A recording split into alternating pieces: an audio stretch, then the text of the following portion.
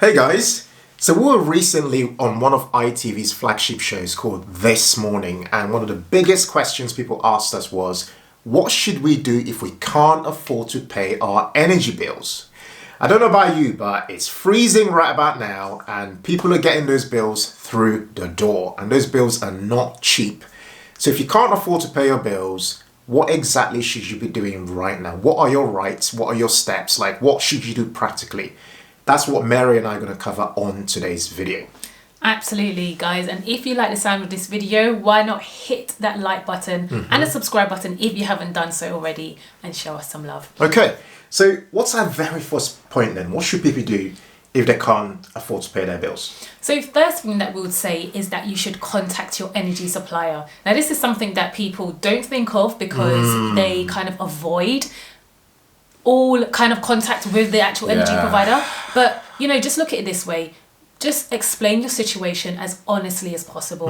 There are actual people at the end of the line who are understanding, but what they want to know is that you have some level of communication with them and you're not trying to avoid them entirely. Speak to them about or inquire about any assistance that they may be able to offer or any payment plans. They may even be able to give you some sort of reduction. But the key thing is to contact them and have that line of communication going. Now, the thing to mention, to add to Mary's point, is that according to Ofgem rules, Ofgem's a regulator, suppliers of energy companies are required to review your payments and any debt repayment options. They're required to offer you any payment breaks or even reductions. They are even required to offer you more time to pay. So if you're owing for a period of time, they are required to actually potentially extend the time you've got to pay that and give you access to any hardship funds. A lot of these energy companies, whether it be Octopus Energy, E.ON and so on, we understand have created various hardship funds to help different people. And they should also advise you on how to use less energy. So the options are there. And you know, if any of that doesn't work, you can, of course, seek help from the likes of Citizens Advice and so on. What's the next thing people can do? Yeah, so as well as contacting an energy supplier, actually see what the government are offering in terms of support. So there's so many charitable organisations that provide grants and support schemes to help individuals struggling with energy bills. So you have the water fuel payment, which is where if you're born before the 25th of September 1957, you're entitled to the winter fuel payment. You've also got a cold weather payment, a payment made every 7 days of very cold weather below freezing between November and March. And you also have the warm home discount. And so this is for people who are in receipt of pension credit or some people in low income households. I love those, very practical. The third thing you can do if you're struggling is to consider switching suppliers, okay? Now, this is one where it may not even occur to us because we've been through a season where, you know, at one point people couldn't even switch suppliers when we had that whole thing to do with energy prices being extremely high and there was instability in the marketplace. You can look in the marketplace and see whether you are able to switch to more affordable tariffs. So that remains an option in difficulty. What's the next thing to do? So next is to install energy saving measures. So here we're saying in your home, you can do this to reduce overall energy consumption. So simple changes such as using energy efficient light bulbs, insulating your homes can contribute to lowering your bills. Yep. What's the next one? The next tip is to apply for any financial assistance that may be available to you. So if you are facing financial hardship at the moment, which many people are, you may be eligible for financial assistance through schemes like the Fuel Direct scheme. This scheme allows a portion of your benefits to be used to pay off energy arrears. Yeah. Yes, and next is to budget and prioritize your payments. So here we're saying review your budget. Look at all your expenses. Just identify anywhere that you can cut your expenses further. So prioritize essential bills such as your energy, your rent, your food, to ensure that your basic needs are met. Yeah.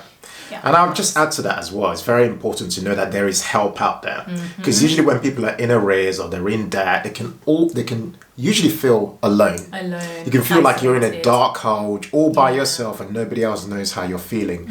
But the truth is, most people are going through the same thing. Yeah, but they're just not talking about it. Yeah, they're not talking about it, and there's help out there. So I'd alluded to this earlier, but it's worth mentioning that there are organizations you can contact for either debt advice or financial advice more generally. So you've got the likes of Citizens Advice or the National Debt Helpline, very important organizations to contact to deal with things such as managing your debt or negotiating with creditors, or simply assessing any financial assistance that might be available to you as well. You also have the Money Helper service, as well as charities such as Step Change and Christians Against Poverty, CAP, as an option. Just to add to that as well, although Mary touched on this briefly, it's worth pointing out that if you're dealing with energy, your bills and so on, if you're dealing with inability to pay your bills, it's very important to prioritize your priority debts. Yeah. These are the debts for which there's a serious consequence for non-payment. Because when you're in debt, most people are in debt in many different ways or in arrears. So those priority debts are, for example, mortgages, rent arrears, light and heat, so electricity and gas bills, TV license, council tax. These have potential for things actually happening if you don't pay them. For example, your supplier could be disconnected, or you could have more penalties issued, or your house can be repossessed. Exactly, to get evicted and so on. So prioritizing those are absolutely critical. There's a very important scheme called the Breathing Space Scheme. Do you want to speak to us about that? Yeah. What's that about? So the Breathing Space Scheme is a free government scheme where you're given 60 days breathing space from your creditors, and in that time to focus on getting debt advice and setting up a debt solution.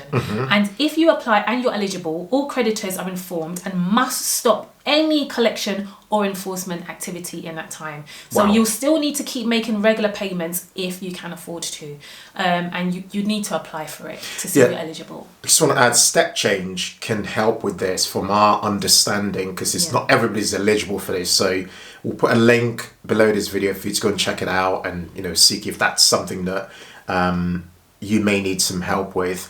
And it's also worth adding to what Mary said, in addition to not having any enforcement action taken, they cannot add any interest or fees to your debt. And they can only contact you for things such as any regular statements or any kind of auto-generated kind of messages and so on. That's the only reason they can contact you. But they can't hound you, hassle you, chase you for stuff and pile on the pressure that people typically get with their debts and arrears. In terms of how do I actually apply for this breathing space scheme, the way to go about doing that is to speak to an approved organization. So a debt advisor will do this. They will first of all build a budget with you. Okay. Secondly, they will check your debts to see if they can be included as part of this breathing space scheme.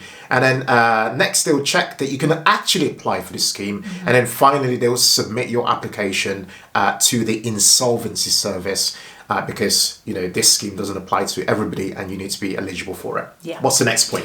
Right, so for people who are on a prepayment meter, if you cannot afford to top up your prepayment meter, then you can get temporary credit or a voucher. Okay, so you need to eventually pay this back, and you may also be eligible to get a free fuel voucher. The code is given to you in a letter or in a text message or an email, which will enable you to add credit to your gas or electricity key.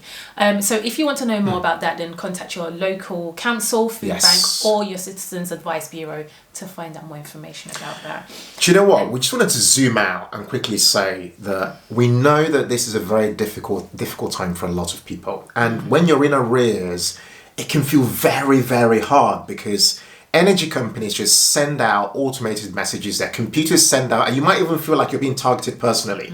You might get those messages saying, oh, you've got a late payment fee of £10. Hurry and pay before this date to stop a late payment fee being added. And it just piles on, and you can feel very alone. Or you might get a letter saying your direct debit is going up by, I don't know, £20 or £50 or whatever. And again, you might feel like I absolutely have to pay that amount. The reason we made this video is to help you realize that there is help out there. There is a way out of the situation with any arrears you might have, and the key thing is to actually be practical. Pick some of those tips we shared today. Pick up your phone, Open those letters that might have your arrears, open those emails, and start acting today. Absolutely. And just like Ken said, you're not alone in this, in that many people are going through the same situation. And if you do feel like, you're feeling harassed or you feel out of control, speak to a loved one, somebody who you can confide in and trust. And again, just a reminder, there is help, free help available. So you've got the likes of CAP, Christians Against Poverty, Step Change, and the Citizens Advice Bureau. Get in contact with those organisations because they are there and waiting and ready to help you. Guys, we really hope you've enjoyed today's video.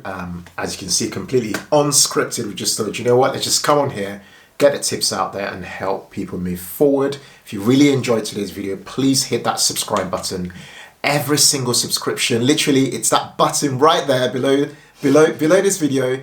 Every single subscription matters. You might think you're already subscribed. Please take 5 seconds, just check, and please hit the subscribe button. But other than that, thank you guys so much for watching today's video. And as always, in all things, be thankful and seek joy. Take care. Take care, people. And of course, watch more videos on the channel. Yeah. See ya. Take care. Bye.